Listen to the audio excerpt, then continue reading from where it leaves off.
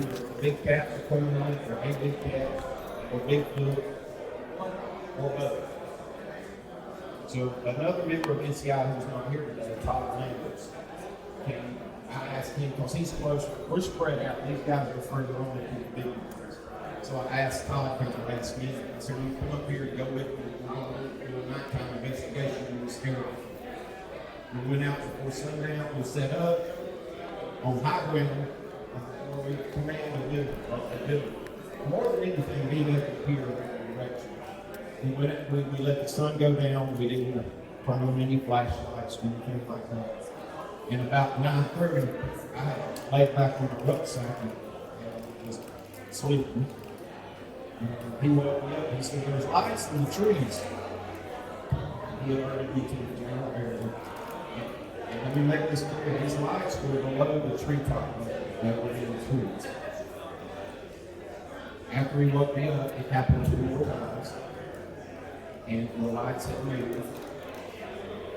But about 30 minutes after that, for the first time in my adventures in this whole thing, we heard a rocket down by the river. And in December, I got a number of investigators, Tim, Kay, and Rachel, but I want to get the whole team involved because it's ongoing. I got 2 different pictures of the silhouette of something watching it. That's only one investigation, and I'm excited about that because they continue to have activity and they continue to see much of nothing coming to them. That's a big deal. And that's the kind of thing we live for right now. The second thing I'll tell you, about 5 weeks ago, I got a message from somebody that lives 10 minutes from me. And this was a rare thing, at least for our area. The lady was walking her dog in her backyard and they backed up two buildings. And in broad daylight, in clear view, stood a creature.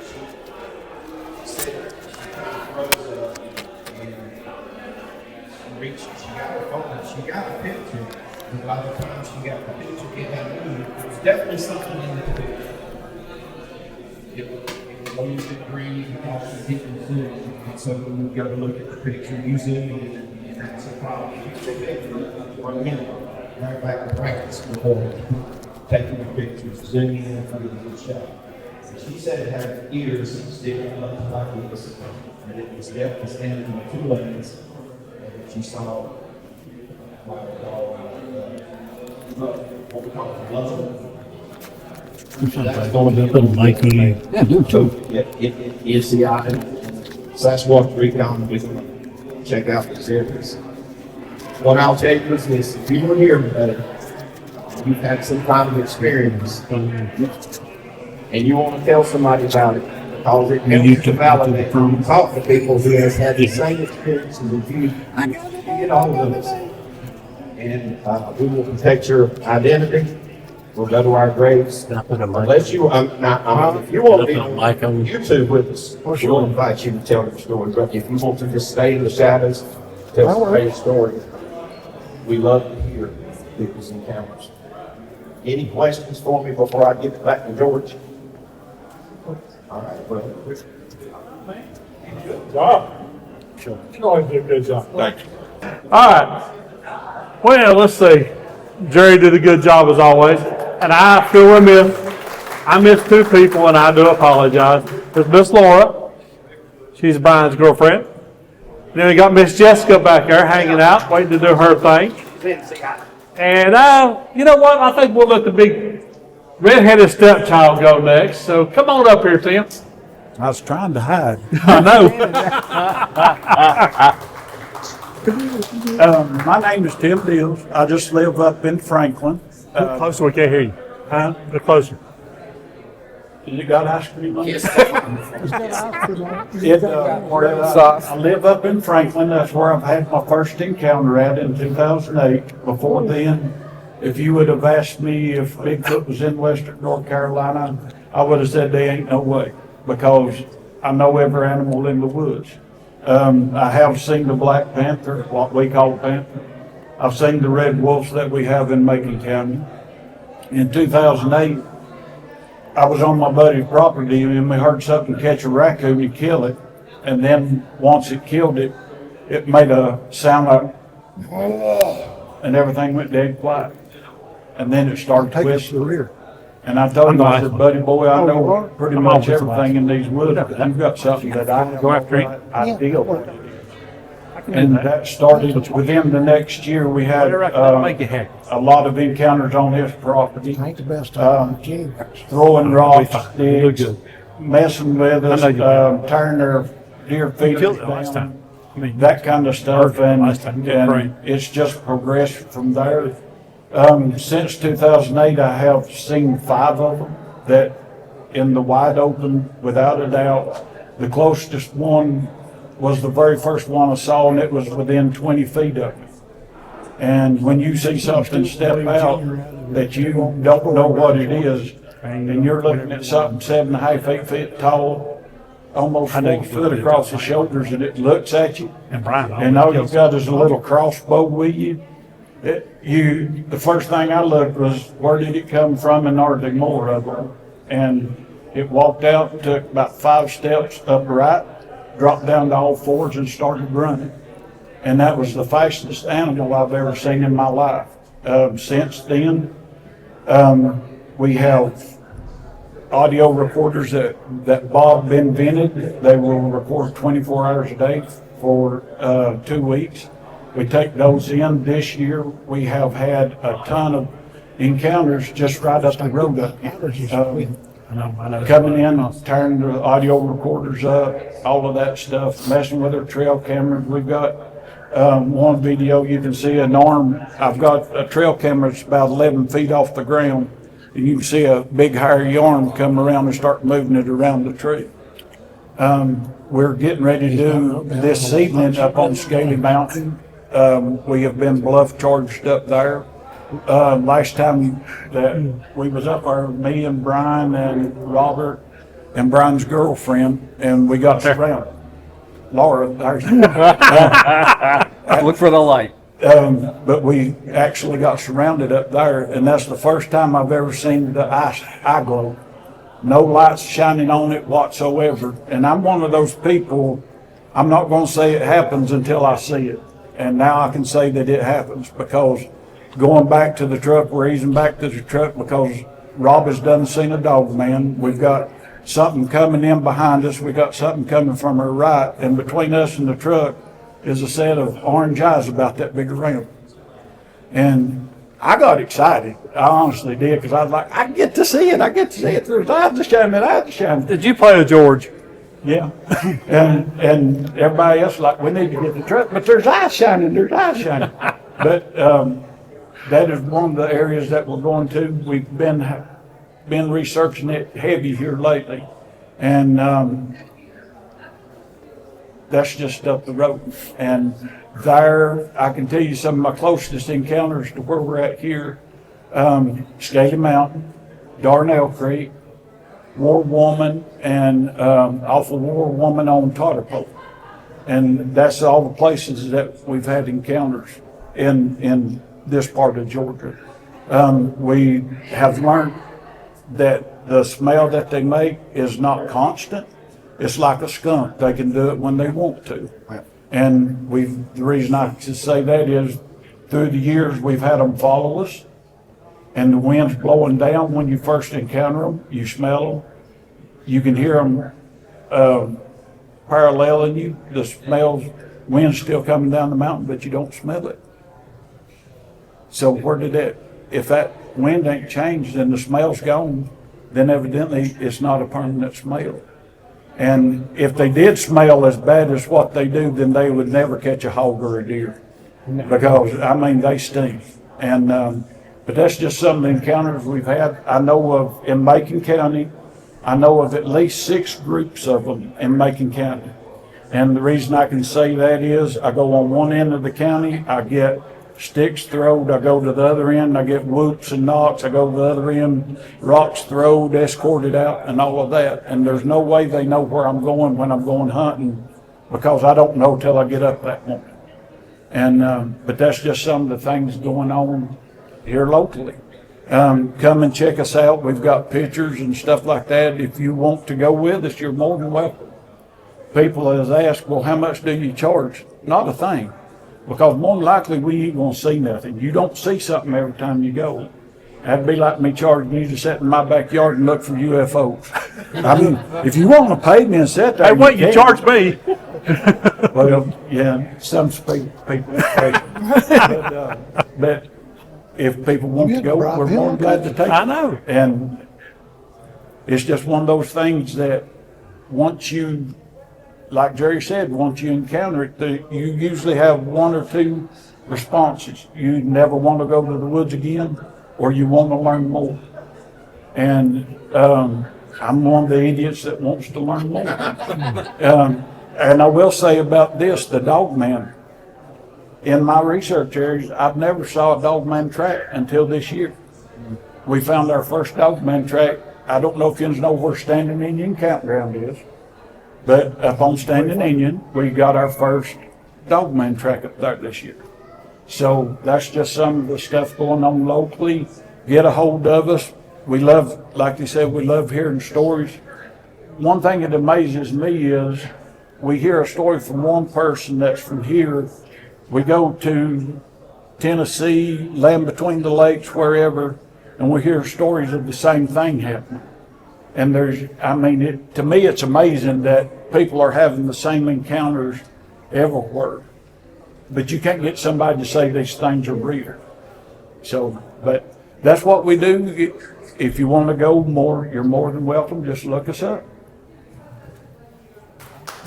Good job, Tim. Good job, son. He's just so energetic. Go ahead. I wanted him to describe the difference between the Dogman print and She wants you to describe the difference between a Dogman print and a Bigfoot print. Well, the Dogman print looks like a dog track, but it'll have a hill behind it. It's not just around, like a coon dog, bear dog, whatever, but they're like that, but it'll have a hill that's behind the track. And it's usually narrow.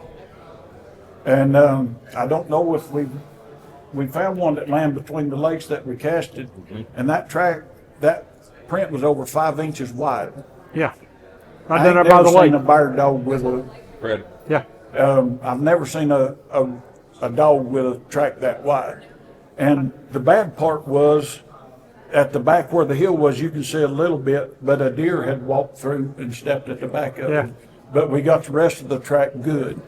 But that's the biggest difference, is it's like a huge dog print with a hill on it.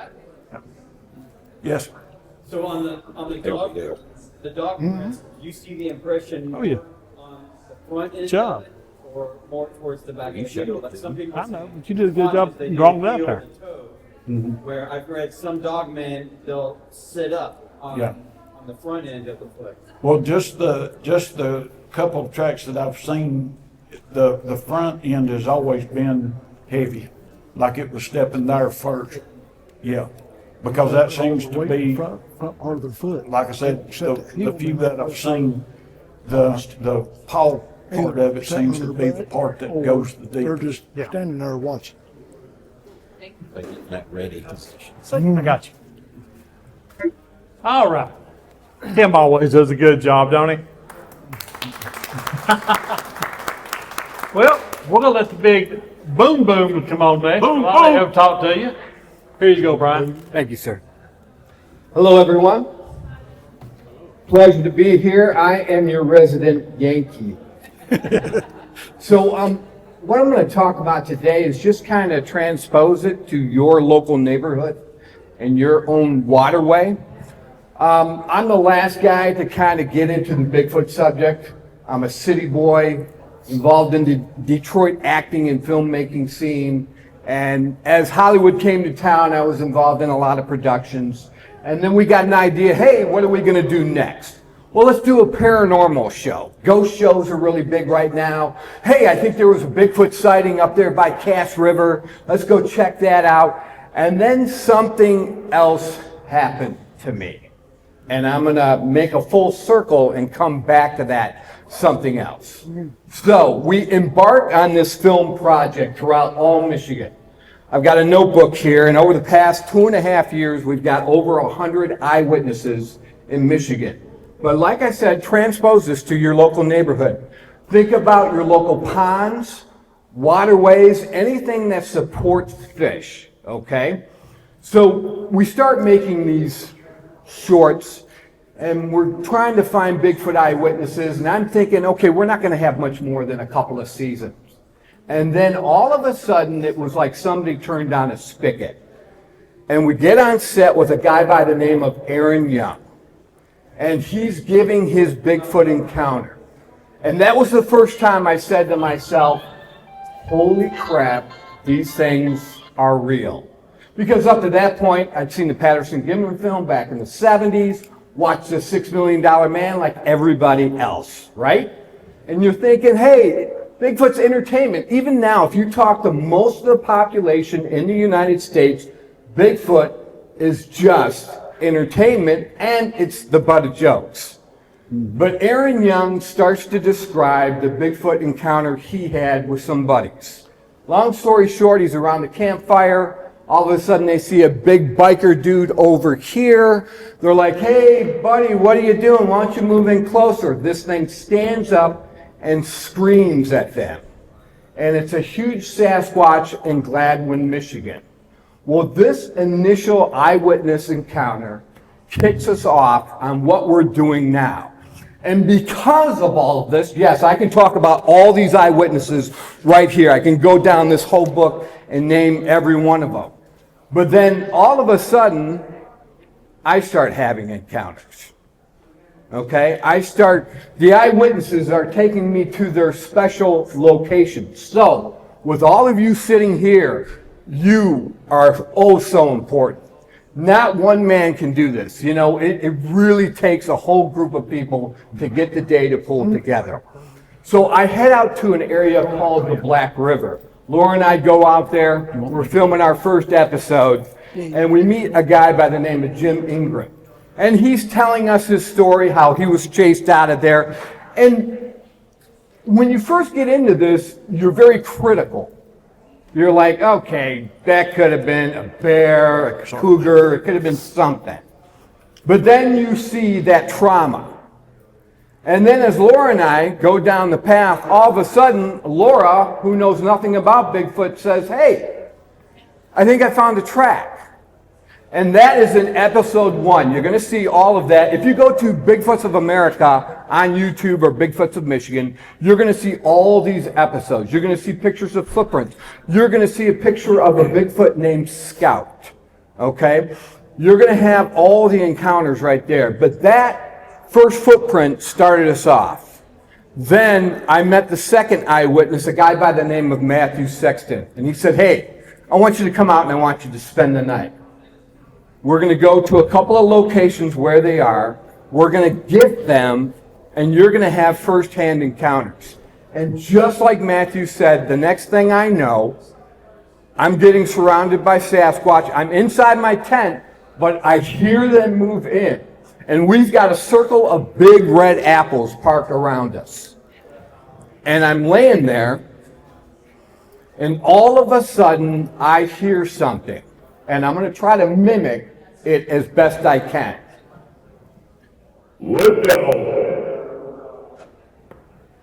And when you hear this, I always say this if you watch my podcast show, when you hear Sasquatch, when you see a Sasquatch, you don't ask yourself, was that a Sasquatch? Was that a Bigfoot? No, my body clinched up and I'm in a fetal position when I heard,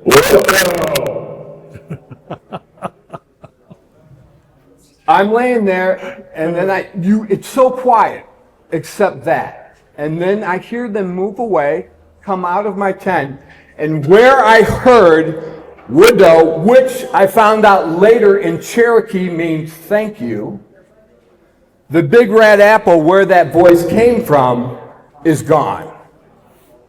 And from that point on, every time I gift, they leave Y sticks jammed into the ground, a foot into the ground, and when I try to emulate that or copy that. I can't get the stick in there.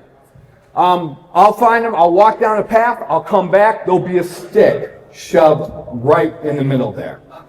So then that was my first encounter.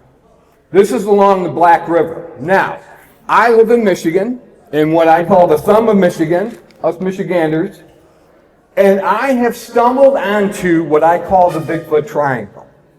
It starts with the Minden City Swamp at the point, and then it goes from north down to southeast. On one side, that's called the Black River, and on the other side, it goes from the north down to the southwest, and that is the Cass River. And then there's even a baseline that comes across the bottom, which is a highway called I-69. All in that area, the common denominator is water. And so far, we figure there's about 5 clans. In the thumb alone, we have seen all my eyewitnesses reporting to me have seen every different kind of Sasquatch. So I got invited to a private property. My next encounter, we get out there and we hear the cliche samurai chatter. And it's exactly like you would hear on one of the YouTube sites. And it is the, we had parked ourselves, me and my eyewitness, inside of a bush. We hollowed out a bush and we hid in there. But I'm learning as I go, and that's why I'm with these guys. They're teaching me. When I met these guys, I'm like, I gotta get with these guys because I gotta learn more. So we're inside a bush, and of course they smell us. They can hear us breathing. Think of a hound dog. They're gonna smell you miles away. They're gonna hear you. They're gonna know you're there before you even know you're there. So they were coming in, and they could smell us, hear us breathing, whatever, and we heard the samurai chatter. And then it backed off. Later, if you go to our YouTube channel, I got the thermal of the Sasquatch coming around the bend. And it's funny because I had the thermal imager and I'm pointing at, let's say, 12 o'clock, and I'm fixated in this direction, and I hear a big splash in the natural spring pond. Always water near our Sasquatch. So I go over to the water, and I'm back looking over here trying to figure out what that is. It's a deer herd. I'm back to the water, deer herd. And then all of a sudden, I'm like, hey, I haven't looked behind me. I spin around, and I catch a Sasquatch on thermal coming around the corner. And all of a sudden, he takes 2 steps, he stops, and he turns around and goes back and disappears. I'm like, why did he turn around? Why did he turn around? Well, I'm a novice. My headlamp was on. So he was sneaking up behind me while I was looking this way, and then he left as soon as I turned around and he saw my headlamp. We measured it the next morning. It was between 8 and 9 feet tall. So that was another encounter. Then I went back to Matthew Sexton's area.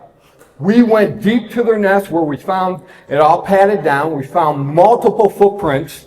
So this is about an hour. This is in season 2, episode 10. I call it the River Walkers because our Sasquatch will walk right down the river and follow it for miles.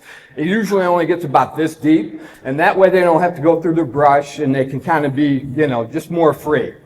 So we go out there and we go way back in. We find the little peninsula. Jerry, we've talked about that before, about how they will nest down on peninsulas. And we come all the way back and we're like, well, we found some footprints. As soon as we get in our tents and I'm reaching to get my audio equipment, I work midnight, so I'm going to stay up all night. My buddy's starting to pass out. And as soon as I'm about to press record, we hear the cliche Sierra sounds. And it's so loud, it's like a freight train. And I knew then that Sasquatch had been tailing us the whole time. And he was letting the rest of the clan know that we were back at camp. So huge activity. Now, I could go on and on. We've had dogman sightings in Carroll, Michigan. Broad daylight, one of our major dogman sightings. Church Lauren I attended. Guy was cutting the church lawn. Broad daylight, doing his lines, paying attention to his lines. He looks up, broad daylight, dogman standing there, glaring at him, between 7 and 8 feet tall, amber eyes. And the guy got scared and looked away for a minute. He doesn't know if that dog man disappeared or if it ran off. But it also correlated with another sighting. So all along this Bigfoot triangle, we have had Bigfoot and dogman sightings. And I could go on all night. You see that. But now, I'm going to circle around for the craziest part as to why, the other reason I got started doing this. My father had passed away, and I moved into his house in Sandusky, Michigan, in the middle of the thumb, in the middle of this Bigfoot triangle. And one day, we're fixing up the old house. My mind is Rolodexing. I got to get a new roof, new gutters, new everything. Oh boy, you know how you get overloaded and you're thinking, and it's in the daytime. So I lay down for a minute and I'm thinking, I'm in the house, my dad's house that had been vacant for about 2 years. Now what I'm about to say, you've got a choice to make. You can believe me or not believe me, but I know what happened. Yeah, they know what I'm about to say. I'm laying on the bed, wide awake. The only thing is my eyes are closed. My mind is racing. All of a sudden, I hear a voice, a female voice, and it says, "I've heard about you." I'm like, there's a girl in my house? Now, I knew I had a couple of break-ins because the house had been vacant, and I hear, "I've heard about you." And I'm like, there's a girl in the house? And so I'm thinking she's standing in the doorway. I open my eyes. Here's the part where you got a choice to make whether you want to believe me or not. I open my eyes to see a fairy hovering over my face, about a foot away from my face, about the size of my hand. Yes, think Tinkerbell from Peter Pan. Now, this fairy is definitely a female. The voice is female. All of its facial features are female. And it's looking at me very intently like this.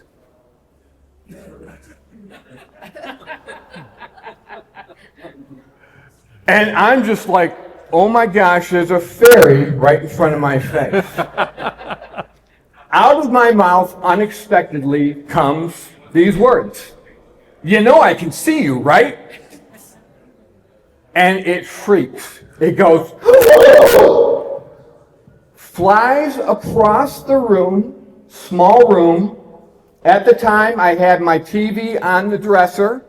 I had a junction box with the VCR or the DVD player plugged into and the cable plugged into, and then that goes to your TV. It has a white power light on it, lit up. That fairy flies right into that with a pop, and sparks fly out. "I've heard about you." Pop. That quick, 5-6 seconds long. Fairies are real. You can believe it or not believe it. So then, when you contribute that or connect that to some of the Sasquatch sightings, a couple nights ago, Laura's daughter went to an area where I told her there was a recent Bigfoot sighting. And she's driving down the road, and as soon as she gets almost to the dead-end road, she goes off the pavement onto the gravel. She hears a voice in her head say, "Turn around."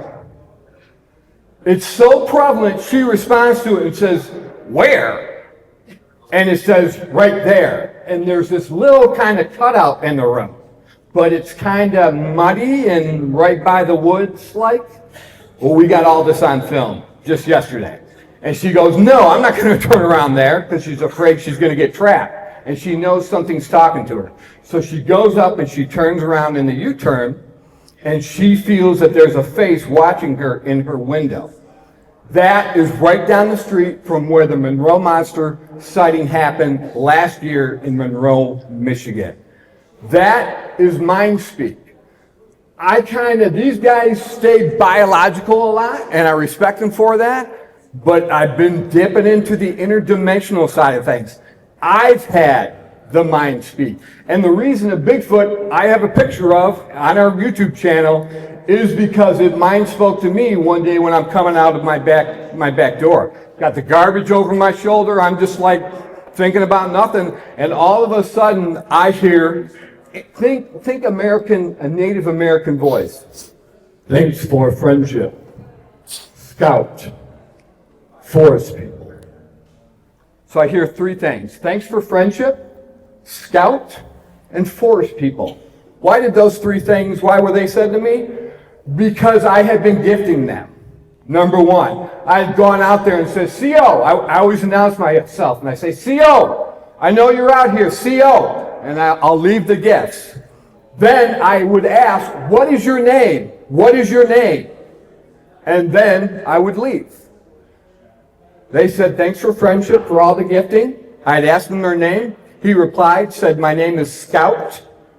And then he knew my show is called Bigfoot of Michigan and Bigfoots of America. And he said, basically, we would like to be referred to as forest people. So, those are some of my stories. Thanks for being here. Thanks to the NCI team for letting me be a part. And you guys got a choice. Do you want to believe this kind of stuff? It's up to you because everyone has their own unique experience. Thank you. Good job, brother, good job. Thank you, sir. Now, in defense, Laura said when she first seen it, she went, two. I mean, you know, I'm just saying. Now we're going to have our buddy Robert come up there. He's the other co-founder of NCI. Me and him started this whole thing, so I'll let him go. He's got some pretty good stories for you, too. You do know you handed the microphone to the wrong person. I do. That's why I love it. Bless your heart, we're going to pray for you. We need that for sure. Hi, everybody. My name is Rob Beffler. I'm co-founder of North Carolina Investigate. I really truly got my start in 2007 when I formed a paranormal team called GDTI, which is a Go Dark Paranormal Investigation. We debunked a lot of things. We investigated quite a few places, and I've got a few funny stories on that one, but we'll circle back here in a minute. In 2019, I had my first Bigfoot encounter. Well, prior to this, if anybody would have said anything to me about Bigfoot being in western North Carolina, I'd laughed at you. I'd said, you're smoking something other that's not a Marlboro. You're eating some kind of funky mushroom. These creatures don't exist. They're in Falk, Arkansas. They're over around where Bluff Creek's at. They're in Pacific Northwest. They're in Canada, or they're over in the Himalayas. Well, everybody and their granny got to either trying to pull my leg or just see what I would believe. So I got on the BFRO website, which certain, not knocking the BFRO, there's some things on there that are legit, and then you get to looking at some of it and you're scratching your head going, okay, which AI program wrote this? So I got to finding some reports off of BFRO in western North Carolina, in the county where I live. So I got to doing a little bit of research and the whole 9 yards. Wasn't real sure what I was looking for. Well, fast forward from that to 2019. Me and this other guy and his brother, we were doing a recon mission in a certain area just to see if the area held enough habitat for one of these creatures to take up residence. So we get up there, we're about, a mile and a half to 3 miles, give or take, from the truck. Fall of the year, November the 19th, and anybody knows in November, sun sets pretty quick. And when you're out in the woods, up on the top of the ridges, you've got sunlight, and here you've got shadow line. So we're up through there, and I see something of a glisten in the corner of my eye. First thing pops in my head, some hikers throw down soda can. So I just turn around like this and go look up. Oh crap. So I go to elbow in my buddy. I said, are you seeing what I'm seeing? It runs across the log, into a laurel thicket, hits the ground just like a cat. Don't make a sound. November of the 19th of November, prior to that for 3 weeks, no rain. The leaves were like potato chips. They were probably about that deep in the woods. You could hear a squirrel at 200 yards. It sounded like a bull elephant coming. This creature never makes a sound. Light blonde in color, from the top of its head, end of its toes, about the size of a 5 to an 8-year-old kid. Wasn't over this tall. I've never seen nothing that quick, that agile, and that fast move. I've seen coons, possum, deer, bear. Never seen nothing move that quick. Well, we're standing there talking about it, and all of a sudden I see something other else move in the same vicinity. So I elbow him again. I said, what is that? Lo and behold, there was another one with it. Look, light brown in color, looked just exactly like a 4x8 sheet of plywood. Only thing we could see was from here up. The tree that it was next to, which is like probably about this distance, you couldn't reach around it. Me and George both, and possible Boom Boom, could not reach around this oak tree. This creature backs up, slinks straight down in front of the log that the juvenile runs across, vanishes. So we're standing there trying to make for sure we're seeing what we thought we saw. I said, there's a way to determine that. I said, do you ever wood knocking stick? So he gets it out of his backpack, stick about this long. He walks about like from here to Bob, takes about 2 raps on a tree. 85 yards up the hill, we get 2 tree knocks back. So he's getting all excited. I'm still at awe on what we saw. He said, let's go get him. Let's go get him. I said, Brad, we can't do that. He said, why not? I said, do you understand and realize where we are at? Here's a description of the terrain of where we were at. It was a complete V on both sides, just like this. Steep as a horse's face on this side, steep as a horse's face on that side. You've got leaf litter probably 3.5 inches deep on the ground. You take 1 step forward, you're taking 4 foot back. That's how slick it was. I said, let's get out of here. I said, we don't have nothing but a flashlight, which is our cell phone. Like your daddy always told us, you see one, you're automatically surrounded. That's right. We don't know where the rest of them are. I said, to keep from making them mad, let's go back to the truck. Well, we go back to the truck. I think it was in late 21, possibly early 22. I ran up with George on the internet. Talked to him for probably about a year and a half. We'd never met one another. So we meet up late 22, early 23, It's 22. somewhere around there. Yeah. And we formed North Carolina Investigators. And to be quite honest, it's been lightning in a bottle every single solitary step of the way. With him, Boom Boom, Miss Rachel, Jerry, and these guys over here, Jessica, Matthew, we formed the ultimate, in my opinion, the ultimate cryptid family. And I forgot about you. I did. I was waiting on it. I was looking dead at her and forgot her. I've got Alzheimer's. You're going to have to forgive me. I got some timers, so that's all right. Well, part-timers. There you go. There you go. And ladies and gentlemen, I'm gonna tell you something other right now. We don't fabricate anything. If we find it, we find it. If we don't, we don't. That's right. There's a lot of groups out there, they're gonna say, oh, well, we guarantee you this.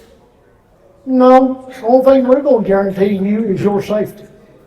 We're gonna make for sure, if you go out with us, we're gonna do everything in our power to make for sure you don't get hurt. We're not gonna put nobody in a situation, none of us is gonna put either one of us in a situation where somebody's gonna get hurt. It's not gonna happen. As far as other evidence goes, we've seen dogman prints, we've been in the LBL. If nobody has never been to the LBL, you need to go. Be careful, make sure you got somebody that has knowledge of the area. Don't go in there like John Wayne thinking you're going to rough ride everything that's in that park. No. It's not going to happen. No. You get a hold of somebody that is local, has knowledge, that will watch your six. Because that place is as dangerous as a cocked shotgun, no joke. Circling back to the paranormal. Everybody's here for Bigfoot. We're going to change up the script just because we're going to go a little bit on the funny side of the paranormal. If you don't do anything, if you're doing any of these investigations and you don't have anything comical happen, there's something wrong with you. You're not going to go in everything like a college professor. It's not going to happen. One of the funniest things that ever happened back when I had Go Dark Paranormal Investigations, we had a report that this tunnel on the Blue Ridge Parkway was haunted. Okay, I can see that between the Civil War background history, the Native American history, so forth and so on, and all the settlers and settlements. Yeah, I can see the tunnel being haunted. We get up there and we get to hearing this noise. I'm standing there thinking, what in the blue thunder is that racket? I've got two investigators behind me. They are freaking out. They're coming out of their hide. I said, young'uns, you're paranormal investigators, what are you doing? Heck with this, we're going to the truck. So here I stand with me and my other co-founder for Go Dark Paranormal at the time. Turn around, I said, Lisa, what are we doing? I said, these heathens went to the truck. She said, well, I guess me and you are the two stupid heathens that's going to figure out what this noise is. So we're picking it up naked ear. We have our listen up devices, which amplifies and supposed to make you hear things that you don't normally hear with your naked ear. So all this is being picked up. Closer we get to this noise, I looked and I said, are you sure nobody's filming Jurassic Park? And this is what this noise sounds like. It sounds just exactly like a film, a scene from Jurassic Park. We get to the end of the tunnel, and by that time, I'm not going to lie to you. I'm standing there thinking, well, do I pass out? Do I run? Do I start praying? What do I do? We have no idea what this noise is. It sounds borderline demonic. So we get out there, and all of a sudden, I turn around and look at her, and I said, now what? She said, I don't know. She's already turned as white as the top of that table. So I'm sitting there thinking, you're 17 seconds from hitting the ground. And I'm going to have to carry you back to the truck. Well, there's a voice goes off in my head. Guardian angel, I don't know. Look up. I go looking at her and I'm like, did you say something? She said, I didn't say nothing. Voice again says, look up. I take my flashlight and I look up. I said, you gotta be bloody kidding me. Now here's where the comedy comes in at. I debunk everything before I go to saying, this is paranormal, or this is biological on the cryptid level. She said, what? I said, look. She looks up, and she goes cackling like a chicken trying to lay an egg. Guess what was in the tree next to the tunnel? I'll give you 3 guesses. First 2 don't count. I'm being polite, not trying to be vulgar or anything. It was 2 owls mating. If you've never witnessed that, it will make you change religions. Second funniest thing, we went to this lady's house. She said her shop was haunted. Woodworking shop that her grandpa had, and she thought her grandma was in there. Okay. We send team number 1 in. We get a few orbs and first one thing the other, and I'm sitting there scratching my head going, well, you do have sawdust in the building that could possibly be sawdust, so I wouldn't write. Well, it come time for the second crew to go in, and I was part of the second crew. I had a lady from another team with me as my partner. So I've got my IR camera on. Darker than a dungeon, you can't see your hand in front of your face. We had all the lights turned out. So I'm panning with my IR camera. And I get over here at the wall. And I stopped and I said, Christy, you looking at this? She said, what is that? I said, what does that look like to you? She said, through this camera screen, that's a full-bodied apparition.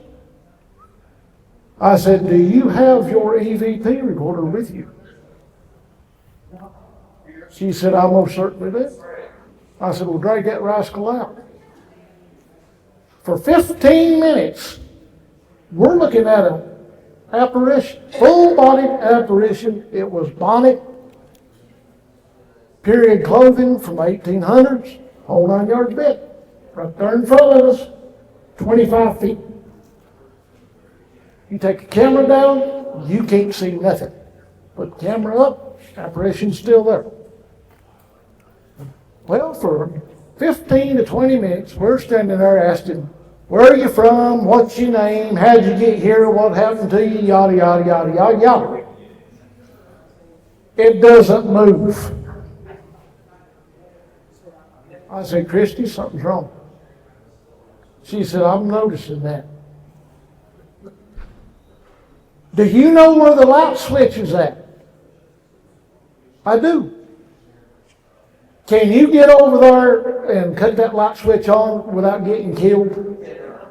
Because there's all kinds of objects in the room. You had table saws, rip saws, you name it. Yeah, it was in there. She said, hold your bloomers just a minute and I'll go get it. I said, all right. So I'm still standing here with my IR camera on, EVP recorder in hand, still asking questions while she goes to find the light switch. She turns the light switch on. We'd never been in the building. The other team had didn't say crap. This is where the funny part comes in. She turns the light on. Pardon my French. I said, oh, shh. She said, what's the matter? I said, I want you to look yonder. I said, we need to send this in the TBS network. She said, why? I said, funniest home bloopers. On the wall, we had an upside down Ingalls bag with an onion sack and under it, hanging on a nail. So we've been doing a 20-minute EVP session with what we thought was a full-blown apparition, and it come out to be a darn Ingles bag and an onion sack. Well, the onion sack answer. No, we never said a word. Now, if it would have spoke, That had you then. yeah, you're gonna run into everything in the world on these investigations, on the encounters. But in all seriousness though, if anybody's out there ever seen anything, run into anything, and you think, my church is gonna shun me, my kinfolk's gonna put me in the nervous hospital, I'm gonna get carried off, don't be afraid. Come talk to us. Yeah. We're on YouTube every Tuesday and every Thursday at 7 o'clock.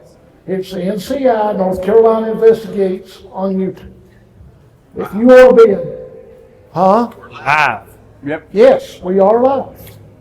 If you want to be a guest on our show, I've got some cards on the table back there. These guys got some cards on the table. Even holler at Boom Boom if you want to. It don't make no difference which one of us you holler at. Come talk to us. We're not going to make fun of you. We want to hear from you. I know you guys enjoy these conferences and everything else and festivals. We do too. But we would rather hear from you guys. Yep. You guys been out there as much, if not more, than we do. We like to compare tales, make for sure, because there's a sack full of theories. We don't know whether they're up and up or not. Yep. If we encounter something other, even we question ourselves. Did that actually happen? Was that a play of light tricks or what? But nobody's gonna make fun of it. Come see it. Oh, and if you enjoy tales that you grew up with from Grandma and Grandpa. Everybody knows Grandma and Grandpa always told us these little tales to keep our little butts inside of a nighttime, keep us from getting into trouble. Need me to wrap it up? At 9 o'clock on the same channel, About 15 on minutes. Tuesdays and I'm just trying Thursdays. to figure out where we're gonna. I host a show called Grandpa's Old Hatred. I don't want to disturb that. We cover western North Carolina, East Tennessee. If anybody's got any material, I don't care if it's from Georgia, Kentucky, Michigan, Florida, out west, don't make no difference. Send me your information. I'll be more than happy to read it on you. I won't say who sent it. I'll just read the story. But we thank you. We appreciate you guys. You guys are wonderful. Thank you very much. I'm gonna turn it back over to George. Big G. And here you go. You're a hard man to follow, brother. Hey, We don't have much time, so I'm gonna go ahead. I'm gonna tell you a couple little things on these guys. Well, we got a buddy named Harley Owens. Now, he's big online and everything. Harley does a great job and everything, but we went with Harley one time. Took him with us. Now Harley's a big old scrawny kid. You said that you Probably did. about, I think he's what, 6'2". Bigfoot of Michigan. Of Michigan. Yeah. And Well, we go out there now. You gotta remember, Harley's like 20-something years old. We're all old. All right, we go out in East Tennessee and we go in and investigate one of his areas, and we're finding arches and we're finding footprints. Found a huge dogman print. That big, it was fresh. We're walking through there and we notice on one of the tree stumps, about 3.5, 4 foot up, it's turned black. All the way down on one side. Well, if anybody knows, when a dog marks a tree, it turns it black. So we're over there checking it out, and our Harley decides to get down and really check it out. He's down there, his nose is about this far away from the tree. Sniffing Send anything? Send this tree, story? excuse my language. Yeah. Here he is, he's just sniffing, I come that close to pushing his head in. Well, I didn't, I was good. I was being nice. Then he starts going, like he's gonna puke. And then the other day we go out, this on Rob. Here we are, we're standing up here, we're doing this investigation. And I look over and Rob's going, Rob, what are you doing? He said, I don't know. He keeps doing this. He walks up to Rachel and starts sniffing around Rachel. He's sniffing up and down. I was like, Rob, he starts sniffing on me. I'm like, Rob, what are you doing? He says, I smell something. And I said, well, what do you smell? He said, I don't know, but it smells sweet. Then he starts sniffing on old Tim over there. And come to find out, it's Tim, Mr. Stud Muffin over there, smelling sweet. Apparently it was the chewing gum and his deodorant was mixing and making this sweet smell. It was driving Rob crazy. Well, we were spending something other than That's true. no flowers of no Yep. kind was blooming. And I was trying to figure out why we were catching that flowery smell, because we have had. We have, that's true. We have smelt the sweet smell. We've been out hunting, there's no flowers blooming, and we get the sweet smell. And we're figuring that it's probably an attraction thing for a female Bigfoot, because that's really all we could adjust it to. So I don't know. But yeah, that's the way it is. Anyway, we've had all kinds of stuff. Rob, we're doing an investigation. We're up on the side of the mountain. Rob's got this walking stick this high. And on the top of the walking stick, there's this big old root ball. So we're walking up through there, and Rob gets this idea, hey, let's smack this against a tree and knock the root ball off. But what I noticed is when he's getting ready to smack the tree, I'm standing in front of it. And guess what that root ball's going to hit me when it comes off there? It was not a good situation. I had flashbacks of mountain monsters. I won't go into any more detail than that, but Willie was neutered at the time. We've had stuff like this happen all the time. You know, we get out there, we're like you guys, we hear the yells, we hear the yips, we hear the growls, we hear all this stuff, we see all the different tree structure and else. But like Rob said, if you ain't having some fun out there, you're wasting your time. Because a Bigfoot's going to come and investigate you instead of you investigating him when you're laughing and cutting up, having a good time. And I tell you right now, one of the best ways to have Bigfoot come and see you, find you a nice place, have you a fire going, throw some hot dogs or something on there and start eating and laughing and cutting up, they'll come out and check you out more than you will check them out. Now apparently they're trying to tell me to shut up and get off here, so I'll wrap this up. You guys, if anybody wants to go with us, you're welcome to. You guys want to contact us, tell us your stories, we'd love to hear them. If you want to be on the show, we'll put you on our show on YouTube Live.